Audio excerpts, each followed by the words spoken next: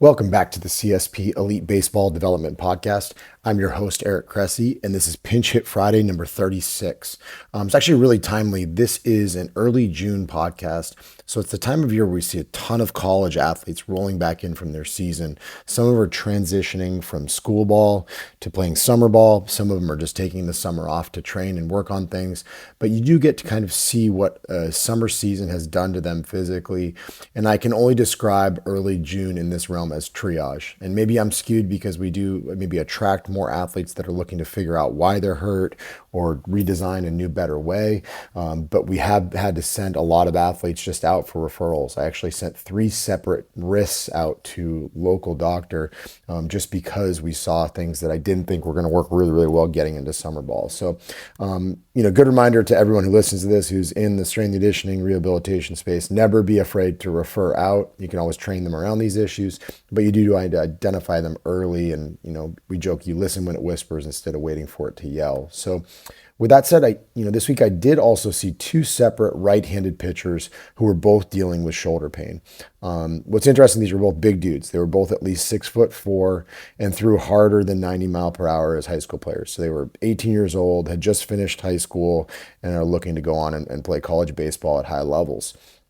What's interesting about them, if you compare them, the first pitcher had pain in layback. So when his arm was transitioning from the cocking to the acceleration phase, he was super loose, tons and tons of shoulder external rotation, extremely retroverted throwing shoulder.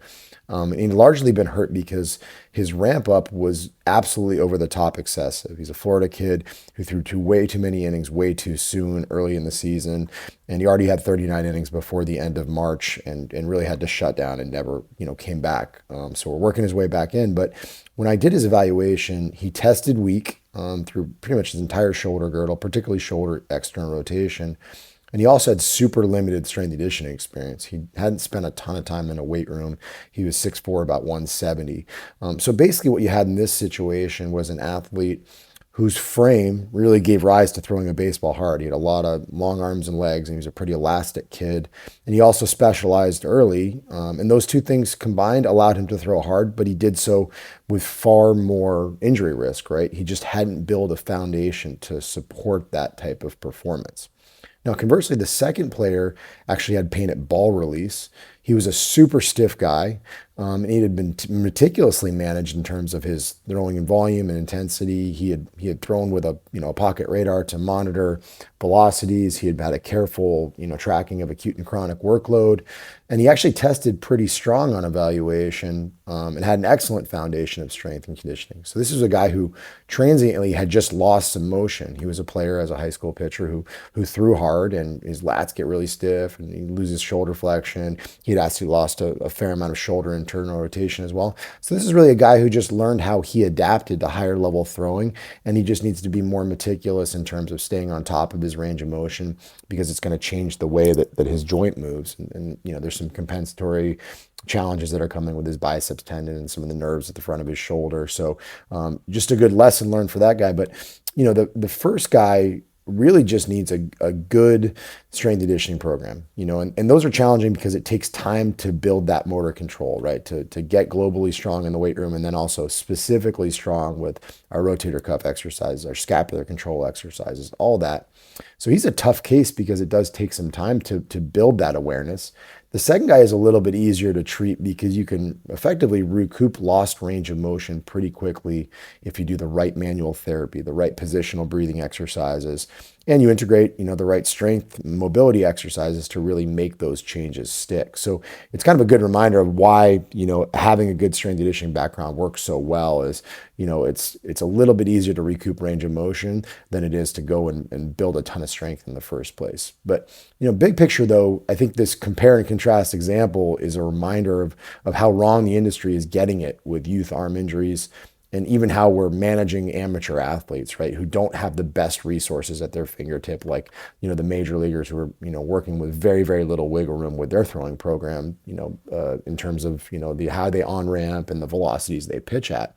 At a time when baseball injuries have absolutely skyrocketed, as an industry, people have remained very reductionist in their thinking, right? They've tried to minimize things because they don't want to overwhelm kids. So to me, that's like taking your, first year mechanic out to work on a car at Formula One. They just don't see what they don't see. And I'm all for simple solutions to complex problems whenever possible. But unfortunately, as we've come to realize, this youth pitching injury epidemic and something that's worked its way all the way up to the big leagues is not just a simple problem. It's incredibly multifactorial.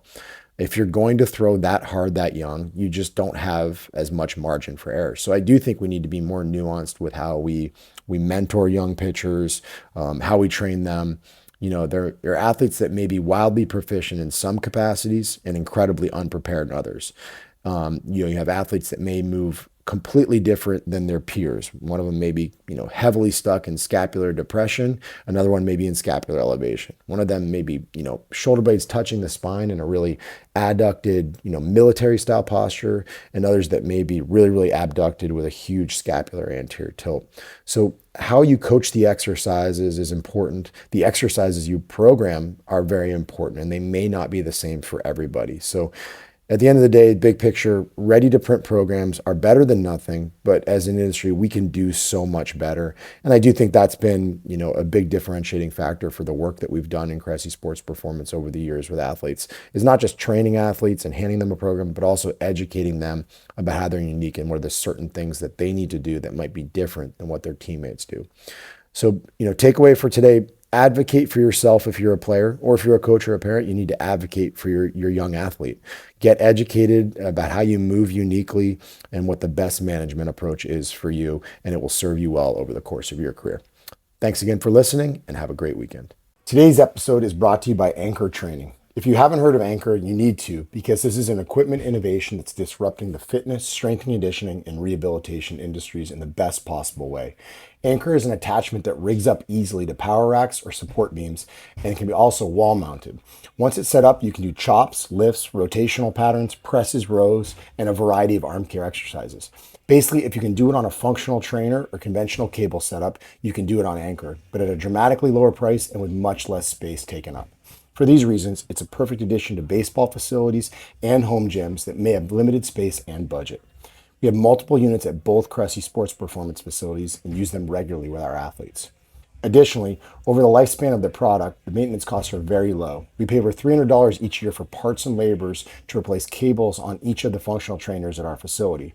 Swapping it out for an Anchor cable costs about 1/6 that amount, and as simple as shipping it back to the company who sends out a replacement. Perhaps most importantly, Anchor travels extremely light. You can throw it in a backpack or a suitcase and not even realize it's there. I know of coaches and players that are taking these units on the road to overcome under-equipped minor league weight rooms and hotel gyms. So when all is said and done, it saves space, money, and headaches while also offering the benefits of portability.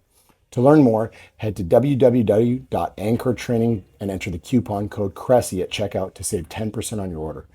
That's Anchor Training, ANCORE training.com, and the coupon code is Cressey, CRESSEY, to save 10% on your order. This has been a great addition to our training facilities, and I'm confident you'll find it equally beneficial.